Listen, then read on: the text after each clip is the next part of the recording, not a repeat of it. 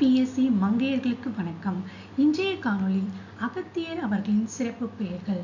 அகத்தியர் அவர்கள் சித்த மருத்துவத்தின் தந்தை, சப்த ரிஷிகளில் ஒருவர், இலக்கண நூலின் ஆசிரியர், வராக புராணத்தில் குறிப்பிடப்பட்டவர், பொதிகை மலையில் தங்கியவர், அகஸ்திய கீதை, குருமுனி, குடமுனி, மாதவ முனி, பொதிகை முனி மற்றும் அமரமுனி என்றெல்லாம் சிறப்பிக்கப்படுகிறார்.